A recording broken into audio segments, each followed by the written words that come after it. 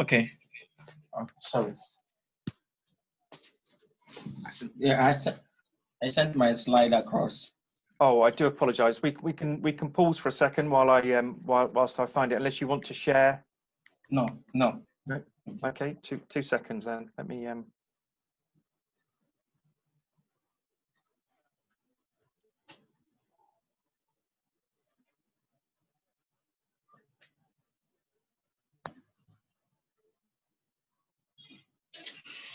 Okay. So, hello, greetings, everyone. Is it okay? Yeah, you just tell me when you want me to advance the slides. That'd be great. Okay. So, excuse me a minute.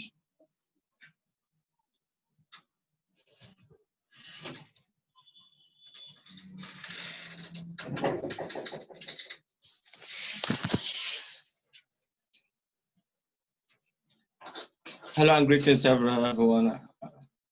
I wish to thank you all for the wonderful opportunity.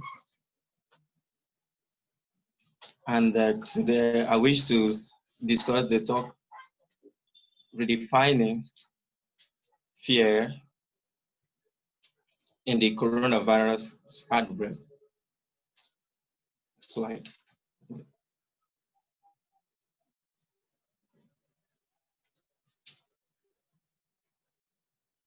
Okay, I'll start by using a kind of a logical analysis of O/F plus F/F. O means object of fear, while FF means fear factors. Now, this symbolizes that fear is not inherent in the human person. I tend to make a kind of a logical position that fear is like a kind of consciousness, something that is outside, that when perceived, it makes or give an impression in the heart of the human person or the mind of the human person. Now, by nature, we are emotive beings. Now, this awakeness is like a print in our mind. That is a kind of a copy principle.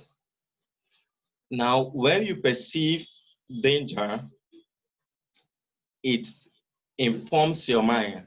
Now, it depends on the subject of fear, which is SF, to define what the fear is. There is no fear that is in itself negative.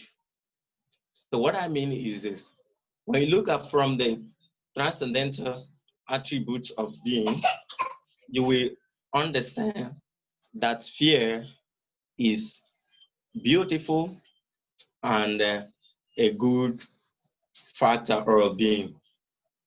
Now, most people, especially psychologists, sociologists, and biologists, define fear as a negative emotion. And that brings us to my definition of fear. In my first book, Conquering the Beast, Fear, a philosophical cum psychological approach, I define fear as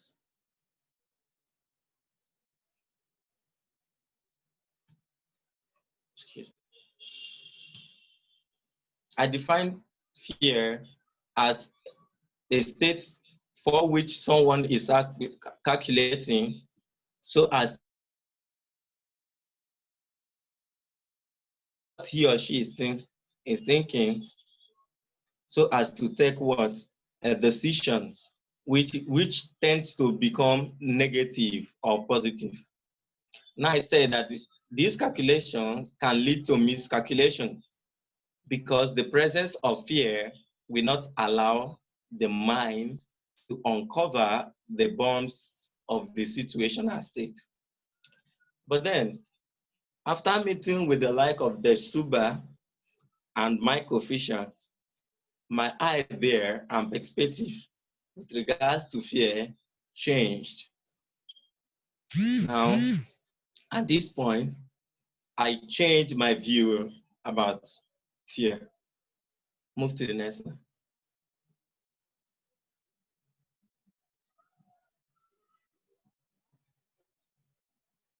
No, next. Next. Okay, here. Hence, I define fear as an emotive process that exists between an object and a subject, which influences the subject's decision either to improve, remain stagnant, or degenerate in existence. Now, I would like to link it to the situation which we are into. Most motivational speakers have been given a kind of a brief or what I call using fear as a sales tool, which may not necessarily help the human person, because fear in itself is playing a good role during this coronavirus outbreak. To start with, we are conscious that the first thing that the human person tends towards is self-preservation. And fear of death is helping us to stay back and obey the lockdown rule led by the government and health practitioners. Without fear of death, most of us will not understand the implication and the necessity of fear. Now, most people, after listening to motivational speakers using fear as sales tools, feel that they need to go out to get resources and take care of themselves. They need to break the shackles of fear, what they understand as fear, so as to subsist in life. But that may not be true, because when you do that, we see it as cowardice. What the human person has failed in doing is taking care of its existence, preparing ahead of time for unforeseen circumstances. Next slide.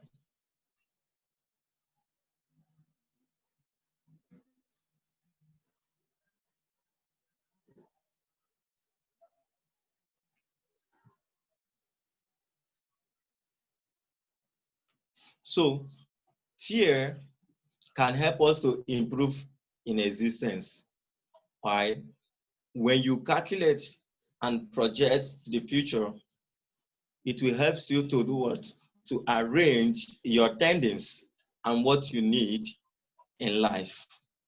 Now, this COVID-19 outbreak is a lesson to us as species that we need to pay cognitive and attention to food security. Most people are not conscious of this very fact. Most people don't know or have not learned how to protect or prepare ahead of time. They feel that existence doesn't come to an end. They feel that whatever that they are doing will continue to flow at the same pace. They don't pay attention in preparing for unforeseen circumstances. Now, we have seen that recently there is a high rate of suicide. I receive over 15 calls from people counseling them because they don't even know what to do. I often receive calls from people, and during our discussions, they share with me the problem of isolation, which itself most people don't put into consideration. The government don't even put this into consideration. Now, the age of technologism is also helping. The age of connectivity. We need to know that no one has it all. We are gifts to ourselves. We need to stretch out to others, call on people, check on them, and tame their fears. Most people and who to talk to. It is not necessarily finance that people need. People need the healing power of connection. So I would like to stop here. If anyone has a question, he or she can ask. Please raise your hand, and I'll unmute you to raise any questions. Excuse me, to Osinakachi.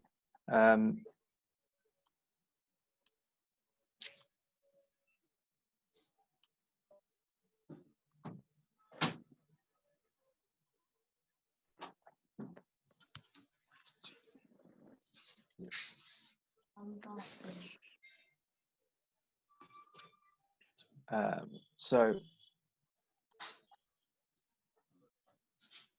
oh yeah, Idara. Oh yes.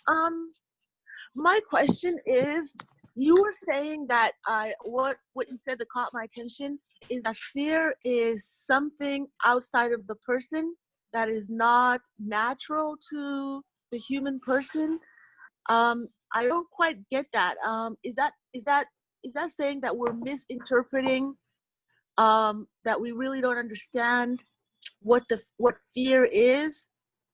That I was wondering if you could expand on what that is. And yes, I definitely am someone that gets paralyzed by fear a lot.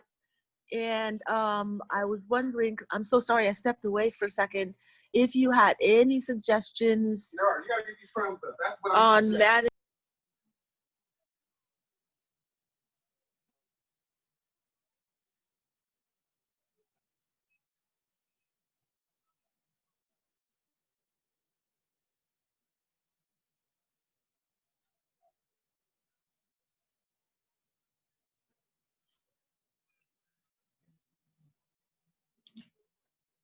Can I ask?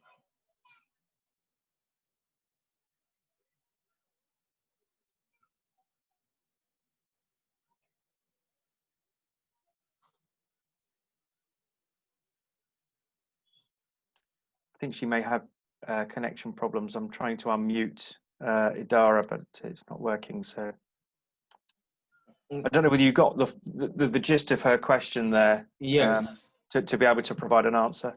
Yeah. So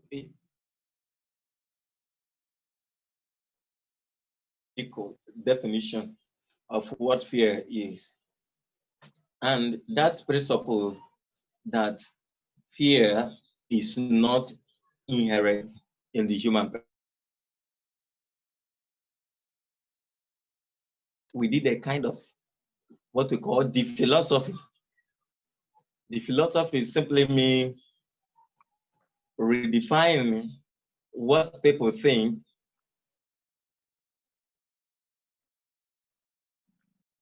a kind of deconstruction and reconstruction.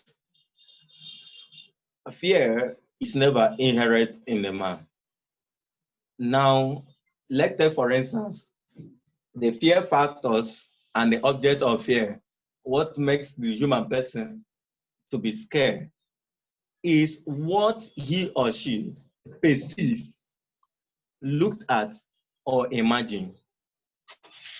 As species, we cannot ordinarily be scared. It is only when we perceive fearful something, or there is an impression in our mind regarding something that is imagined or thought of. Fear cannot be inherent in man. Man by nature is an emotive being. Now, fear is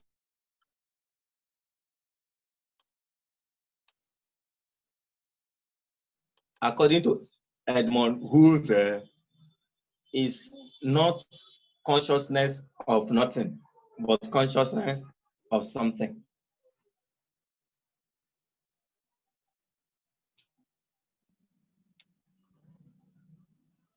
Yeah, I'm done. Okay, let's see if I can unmute Idara to see if she can respond. Unfortunately, my controls are not. I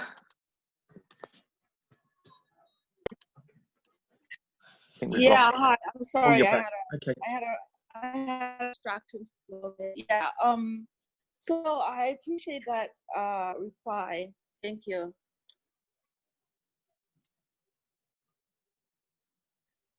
Okay. Are there any other questions that people want to pose to?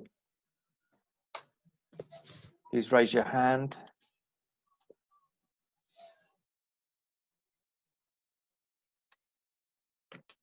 No. Okay.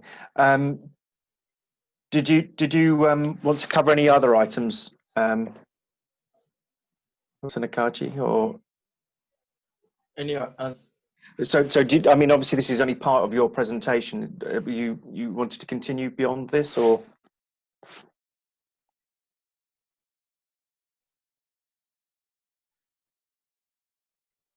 I think your video and audio's frozen there. Yeah, I can get you. Oh, sorry. Yeah, I think you froze there for a moment. I was just asking if you had any other slides that you wanted me to continue to. Explain everything that is there. You can share these slides and explain everything. Okay, right. We did have momentarily Jason Geringer put your hand up. I wasn't sure if that was you've taken it down now, so I don't know whether you wanted to ask a question. You do. Okay, let me unmute you. And it's up. I'm wondering a little bit about like the procedure and how we're running the meeting itself. I'm a little new to Zoom. We're talking about fear right now. Is that what's the procedure for our the general procedure of the whole thing?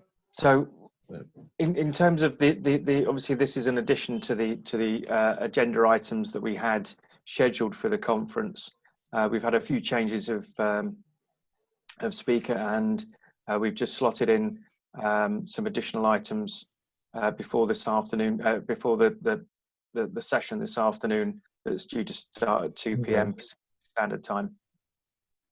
So yesterday, I don't know whether you joined us yesterday, but yesterday we had a session from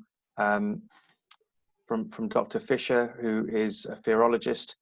So the whole subject matter is quite diverse that we're covering within the conference itself. Does that answer your question? Yeah. About fear though, he said that he don't believe that fear is inherent in all humans, and I'm not sure if I agree with that. I mean, there's an interesting episode on Vsauce about what is the scariest thing, where he did a lot of experiments, and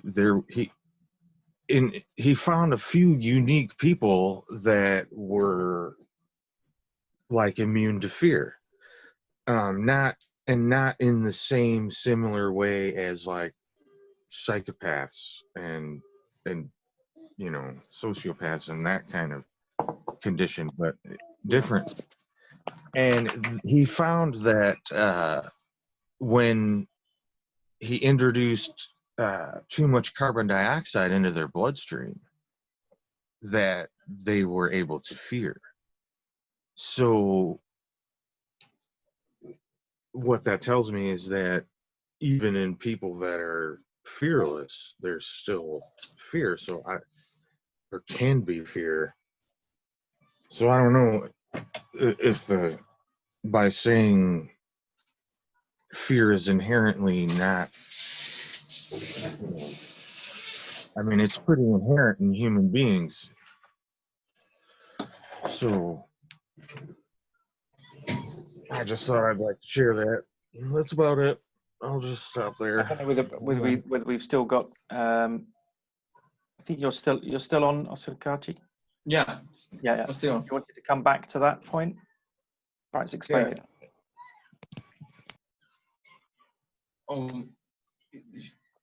Should I answer? Yes, please. Yes. Okay. It's always a problem to people when we explain this, that fear is not inherent in man. Okay, let's come back to the empirical viewpoint. We know that when we are born as species, our mind is always like a tabula rasa. So we know not what. And it is our perception of reality, or through our perception of reality, that we get the impression of fear. And the culminating factor of this comes from fear factors or object of fear. There is nothing like negative or positive fear. No object brings about positive or negative fear. It is how the subject of fear reacts towards the object that defines what the fear is. We all have our own different viewpoints. Reality appears to us differently. How we react to reality defines reality. So fear is not inherent in the human person. Fear is what we perceive as species. And it is through this perception that we have the impression in our mind.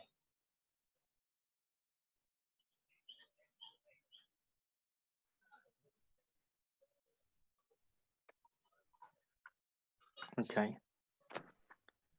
Hopefully that sort of enlightens. We've also got time for one more question. Is Nicole, you put your hand up?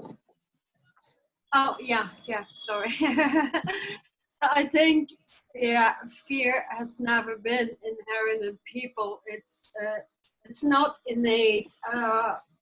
From my experiences working with people and getting fear out of them, like I work a lot through the blood circulation and the glandular construction, I can see fear can be deleted pretty much quickly through certain light techniques that we've been talking yesterday about light, photon lights in the body.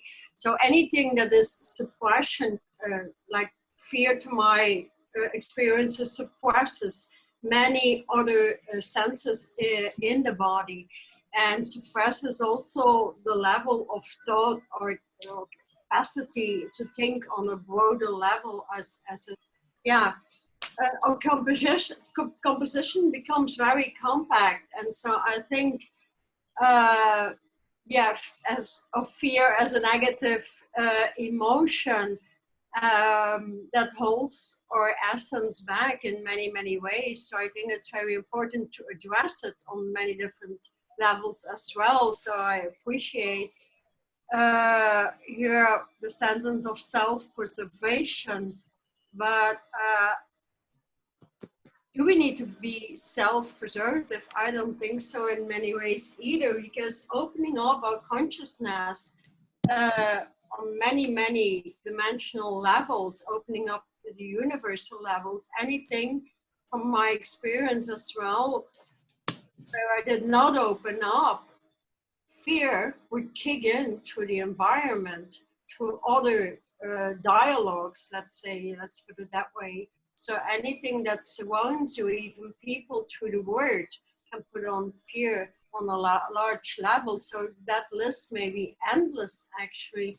So I think a self-protective level through the word or a strong mentality can assist massively to have at least the experience to get some levels of fear out of the body, out of consciousness, and certainly subconsciousness levels that need to surface in order to understand fear is being established in society on a global level.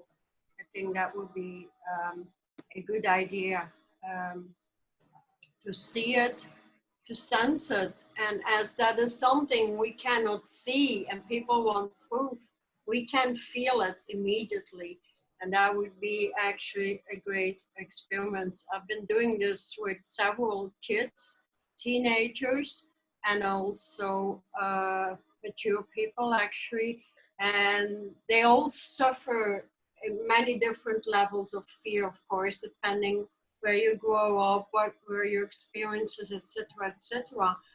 But we also can move into the remembrance in where no fear ever existed.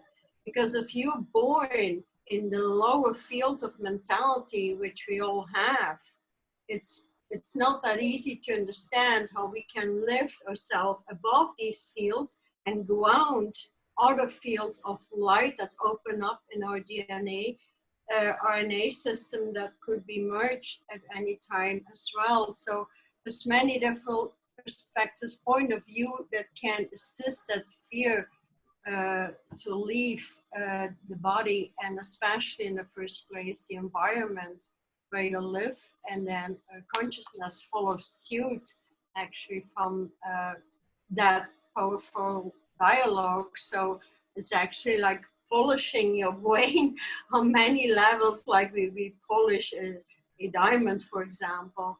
And moving from there on, then danger is no more perceived as danger, because danger always entails fear. And so when that is eliminated, we can move into a complete different dialogue on many, many levels, I guess.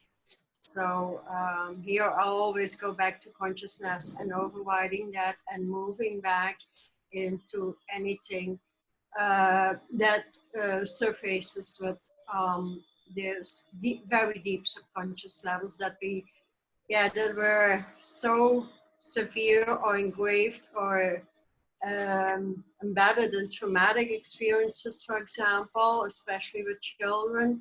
So I think that's important to do that, and that can be done actually to what I practice is nano light technology.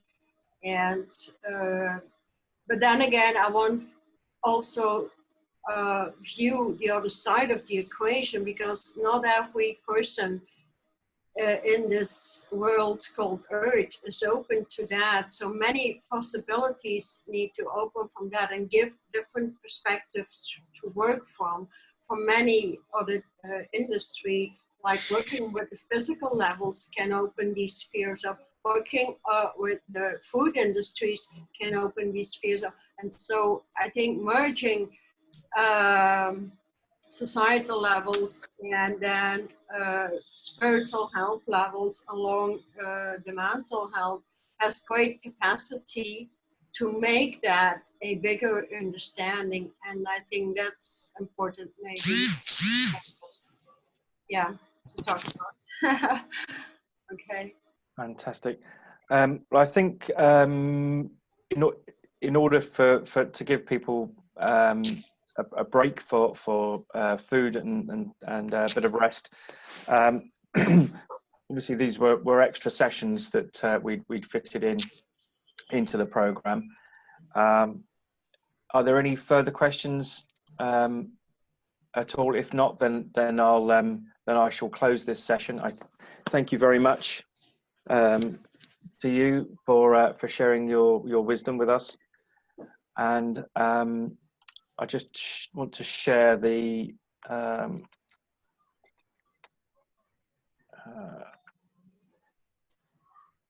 I'll just share the timings for the next session.